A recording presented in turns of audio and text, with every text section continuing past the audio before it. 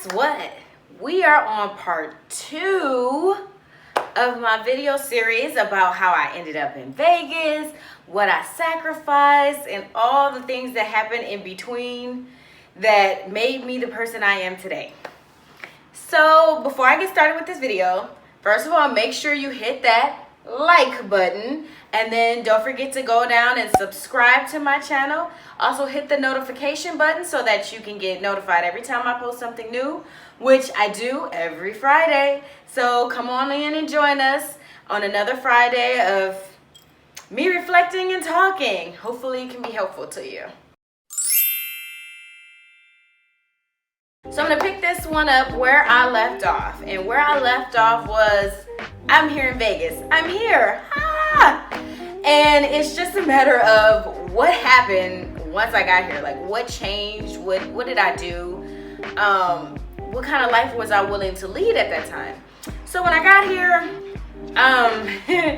nothing actually changed. At least not right away. I was lucky enough that my friend had an apartment, a 2-bedroom apartment that was in a different area. It was in Summerlin, which is like 30 minutes away from the Strip. So she had an apartment. She couldn't stay there any longer because of her situation. I'm not gonna put her business out on the street. So she ended up having to live somewhere else, but she still was in her lease. So I was able to stay in that apartment for about 4 months rent-free while I was figuring it out, which was amazing. And in that 4 months, I was actually supposed to start living in my purpose. Now, I don't think I've ever talked about this on this channel before, but a long time ago, I realized that my purpose was to write, to speak, to record, to put insight out into the world.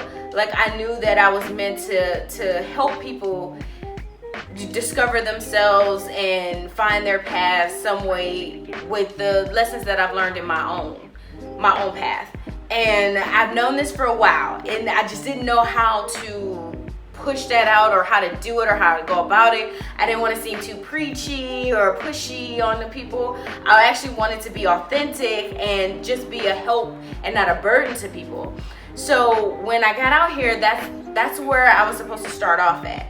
I had 4 months where I didn't have to worry about rent. I actually had money saved. I had money still coming in because when I moved, it was right at the beginning of the year. I came out here in January 14th of 2015, and I had income tax still coming in. I still had vacation pay that they had to pay me, two last checks, and just like money coming in where I could just plan and start working on myself.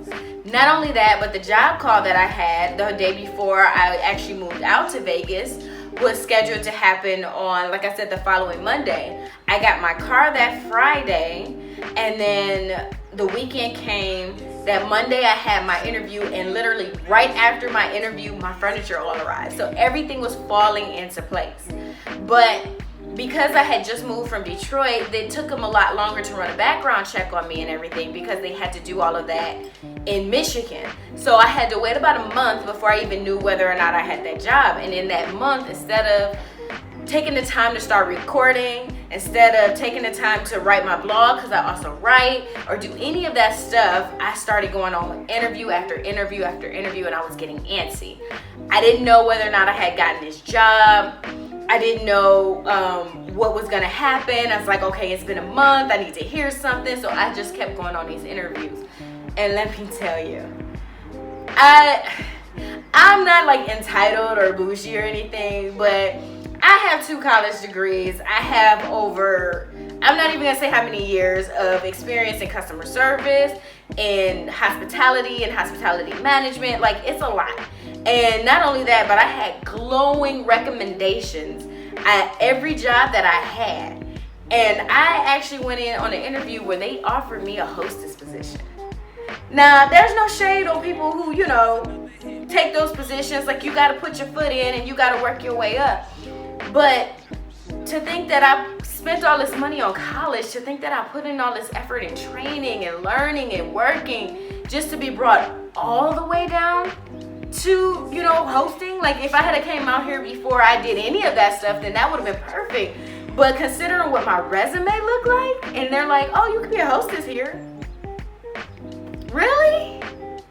So, needless to say, I was panicking and I was afraid. I was afraid I wasn't good enough, because if they could look at me and think that way about me, knowing all that I've put in, knowing all the work that I've done, then all of that stuff meant nothing. So then I was coming out here starting with nothing, and that freaked me out. And it caused me to panic and make rash decisions. So instead of thinking, okay, this is the perfect time to just focus in on me, focus in on my brand, how am I supposed to live in my purpose, how am I supposed to do this, I kept going on interviews, kept getting, trying to get ridiculous jobs that didn't matter. And then when I did finally get the job that I originally interviewed for when I first came out here, it was way less than what I was worth, like way less than what I deserved to be paid. But I took it because it was a bigger company. And I'm thinking, okay, well, I can work my way up. It's still not as low as what I was offered previously. It wasn't what I was used to, but it got me into the field that I wanted to get into, which was catering management or event planning. And so I'm like, okay, well then at least I can get in as a catering assistant, learn the tricks of the trade underneath the supervisor I was working with. And then when my time come, I could grow. And it did happen like that. A year after I had taken that position, I was offered another position with another hotel that allowed me to be a catering manager, and that was great. But I still wasn't making the money that I deserved at the time, and I didn't know how to ask for what I want. And if you looked at my video on my Instagram, because again, I'm still in my 30-day challenge, if you've seen that video, I mentioned that, like, I didn't know how to ask for what I wanted or how to know what my worth was so that I could get what I deserved. And I did that job for about a good year and a half, and it was torture. It was torture. And it wasn't because I wasn't good or didn't want to be good or want to try hard for the job, but I had this big issue with the general manager that worked where I worked and the food and beverage manager that worked there, and their hatred for me for whatever reason that they had to not like me. And it made that job so much worse. An experience that I had been begging and pleading to have was like tainted, because I was literally being bullied at work. And I was exhausted from trying to do this and trying to do that and still avoiding my purpose. So this is what I realized when I got out here to Vegas. I realized that even though I needed to leave Detroit to start something new, to get a new environment, to learn, and to put myself out there in a different way, I wasn't ready to let go of the thought process that I had leaving from Detroit. And the thought process that I had is that I needed to be dependent on somebody else telling me I was good enough. Somebody else telling me that I could do this. And it left me with ultimately nothing, because the two major jobs that I had while I was out here, I was miserable in. I was miserable in. And these were supposed to be the jobs that got me where I wanted to go. I actually was able to be in event planning at a real big prestigious hotel, and I was bullied and belittled to the point where I hated life. That's not what I came out here for. But what I realized is the reason why I was feeling this way is because I wasn't doing what I was supposed to be doing. So let me ask you a question. Is there something nagging in the back of your mind, like a idea or project or something that you just want to do, but you keep telling yourself, I might not be good enough, people might not respond, I'm too old to make that kind of sacrifice or that change, or whatever you tell yourself that keeps you from pushing forward? Do you then find substitutes that are lackluster and unfulfilling? Because that's where I was. I was finding substitutes for what I should have been doing. And honestly, ever since I started recording and doing my 30-day challenge and fixing my website and putting my website together, that's when I feel the happiest. That's when I feel joy. Everything I do around that, everything else, like my side hustle job and all this other stuff that I do just to get by, it's just enough to make it okay for me to keep living. But it doesn't give me joy. This gives me joy. Helping people gives me joy. Being a great influence on anybody who needs me gives me joy. And as long as I was denying myself that, I was doomed to feel less than and saddened. So I get out here, and my first 2 years, actually 2.5, 3 years, my first 3 years were really, really hard. And then the year after that, which I'm in my 4th, going into my 5th year now, that beginning of that 4th year was when I hit a point where it was either you need to make a change or you're gonna be here forever. And that's what I'm gonna touch on in the next video, because that one is gonna focus on the feelings that I had coming to grips with what I was supposed to be doing.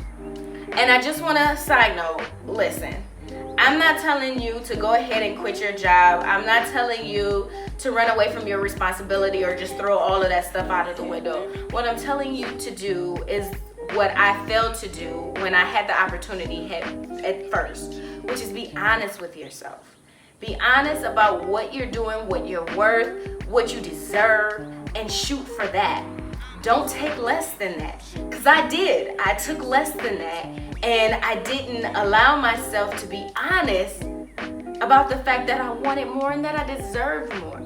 I took less pay, I took abuse, I took bullying, I took losing time and sleep and gaining weight, all because I thought that was what I was worth. That was gonna be what pushed me over the edge and made me this success, and none of it worked. And now I'm in student loan debt. I'm not starting over, but I'm pivoting at a stage in my life where I was hoping to be more sure. But that doesn't mean that I can't make it or that I don't still have a will and a way. Even though I'm at a point where I wish I would have been more prepared, I would have taken more risks when I was younger, I still feel excited about the risk and the opportunities I'm giving myself right now. And I'm glad that I finally come to a place where I'm like, yes, let's just do this and see what happens. And if this doesn't work, let's do something else and see what happens. But let's not stop until we figure out something that makes us fulfilled and happy. So that's what I give to you from this second part of this series. Find what makes you happy. Find what makes you exciting, and do that and love that and be that. Don't waste your time being lackluster and telling yourself that that's what you're worth, that's what you deserve. It's not. It's really not. Thank you again for joining me on another video.